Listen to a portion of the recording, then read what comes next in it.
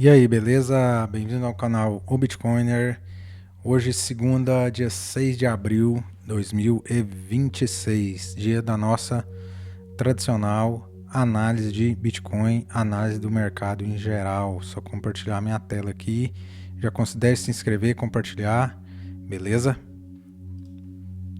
Só compartilhar aqui rapidinho, beleza. Bitcoin gráfico semanal, RSI semanal também aqui em cima. Índice de força relativa, estocástico. Beleza. Bitcoin deu uma leve reagida, né, nas duas últimas semanas, né? A gente tinha ido ali testar a região dos 65 mil e poucos dólares e agora testamos novamente os 70 mil dólares. Beleza? Na minha visão, pode ser que essa alta perdure por mais algumas semanas? Pode. E pode também ser que daqui a gente começa já a querer perder esse fundo aqui dos 60 mil dólares. Beleza? Tudo pode acontecer. O que eu espero? Eu espero mais lateralidade. Por que eu espero mais lateralidade? Porque ainda tem muito chão ainda, né? Pra gente chegar na fase de teoricamente formar um fundo no mercado, né? Então seria ali aproximadamente ali os 500 dias faltando para o próximo halving. Agora falta 725 dias, né? Então a gente tem 225 dias ainda de bear market, né? De inverno cripto pela frente. Ainda tem muito chão. Seria lá para o mês de novembro. Então eu acredito que o mercado vai ficar nesse lenga-lenga aqui por mais um tempo, para depois a gente perder isso aqui e vir a formar um fundo definitivo aqui. Nos 50, nos 40, nos 30, não sei, não dá para saber. Mas eu acredito algo em torno dos 40 a 30 mil dólares. Pode ser que eu esteja errado? Pode sim ser que eu esteja errado. Mas tudo indica que a gente vai buscar mais valores mais abaixo. Pelo menos a casa dos 50 mil dólares é praticamente certeza, né, da gente vir a buscar aqui até final do ano, na minha visão, beleza? Tem muitos analistas aí, muita galera, os youtubers aqui brasileiros, né, não acredita que o Bitcoin venha nessa região, né? Inclusive eu vi um vídeo aqui do Bruno Perini, que ele fala que tá comprando Bitcoin já, né? Nessas faixas de preço, mas eu ainda acho que a gente venha a testar essas regiões aqui, ó. Então essas regiões aqui, eu acho que a gente ainda vem a testar elas e talvez mais abaixo, na casa dos 32 mil dólares.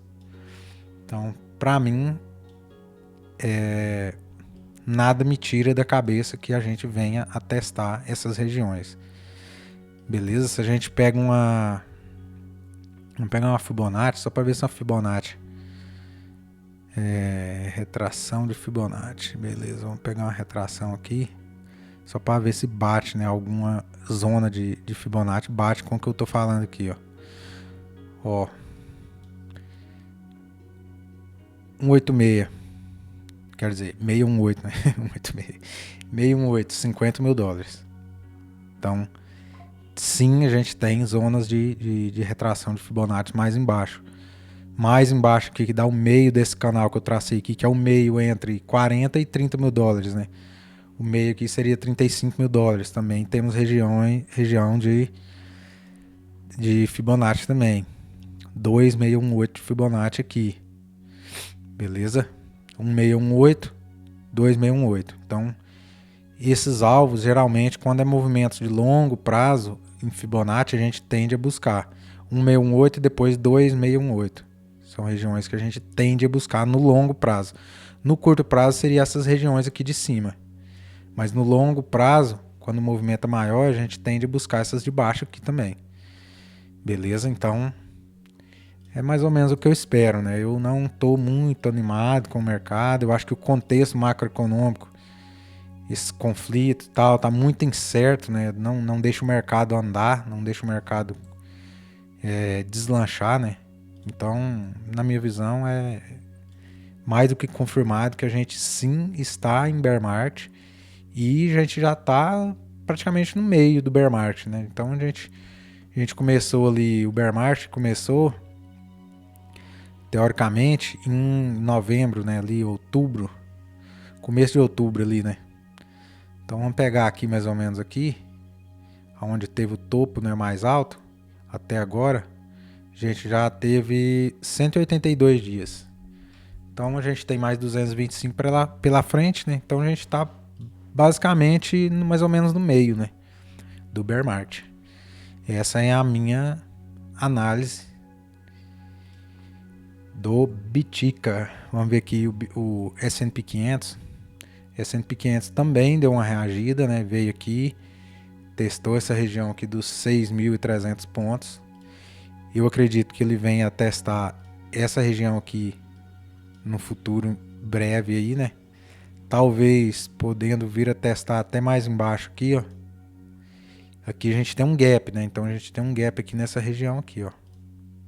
Um gap entre os 5.800 pontos até 5.500 pontos, mais ou menos, 600 pontos. Então, provavelmente, eu acho que a gente tende a vir a testar aqui, a fechar esse gap, né? Fechar esse gap aqui. Nesse contexto, o Bitcoin perderia aqueles 60 mil dólares, né? Aquele fundo dos 60 mil dólares, que seria, por S&P 500 do preço atual, uma queda de 14%.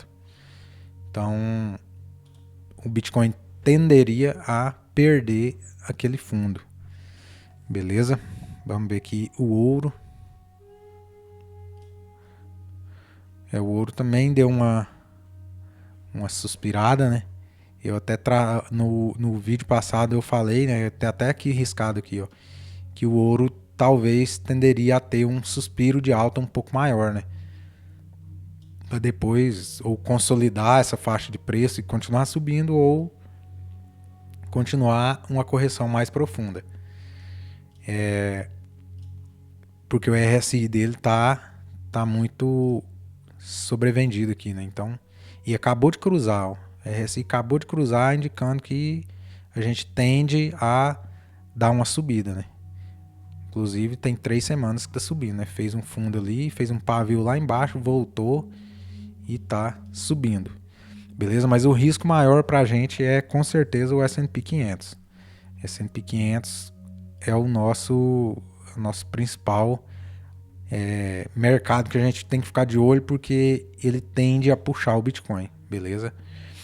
E geralmente o Bitcoin ele antecipa, né, os movimentos de longo prazo, de médio e longo prazo, ele tende a antecipar, né? Então, geralmente o Bitcoin começa o bear market dele primeiro do que o mercado tradicional, o S&P 500. Quando o Bitcoin deu uma corrigida bem boa mesmo, aí que os mercados vão fazer sua correção. E aí nessa fase de correção dos mercados tradicionais é quando o Bitcoin tende a buscar o seu fundo máximo. Beleza? Que eu espero algo ali em torno de novembro. Vamos ver aqui, cadê aqui? Eu espero que algo em torno de... Cadê novembro? Aqui. Mais ou menos ali pro meio do mês de novembro ali, dia 15 por ali. Eu espero o fundo máximo do mercado nessa região. E aí, assim, não é aquele negócio também que vem só esse dia e depois nunca mais volta, né? Mas ele tende a atingir essa faixa de preço e ficar aqui um tempo, né? Para depois começar a reverter de novo. Assim como foi no ciclo passado nessa região aqui, né? Então ele atinge o seu fundo máximo, né? Atinge ali só a zona de preço mínima, no caso, né? Preço mínimo do ciclo. E ali ele fica ali lateral naquela faixa de preço por alguns. Aqui ele ficou 3, 6, 8 semanas, 2 meses, né? Então ele te dá uma janela temporal de compra cíclica, né? De compra no fundo máximo, né? No caso, o fundo mínimo, né? O preço mínimo, né? Do ciclo. Então aqui a gente teve uma oportunidade. Eu peguei 2 compras nessa região, nessa época aqui, em novembro de 22, ó, você vê que tudo começa a se encaixar, né? Você vê ali, bateu aqui, ó, e quando fez essa vela, eu lembro dessa vela aqui, essa vela foi a quebra da FTX, viu? A corretora grande que tinha no mercado, acho que era a segunda maior ou a maior na época, não lembro muito bem, mas era a Binance e a FTX, era pau a pau ali. Então isso aqui foi a quebra da FTX, teve esse crash aqui, foi uma queda, aparentemente aqui parece que não foi muita coisa, né? Mas olha aqui, 26% em uma semana. E aí depois ele fez o seu fundo máximo, né? Então, você vê que foi no dia 7 de novembro, depois no dia 14 de novembro ele estava na casa dos 16 mil dólares. Então é o que eu espero mais ou menos agora, mais ou menos a mesma coisa.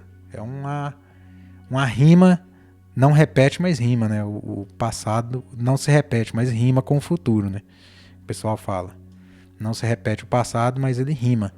Então eu espero algo mais ou menos parecido com isso. Então eu, teoricamente, daria ali uma janela entre novembro a janeiro, né? Entre novembro e começo de janeiro ali, para você comprar o fundo máximo, mínimo do mercado, né?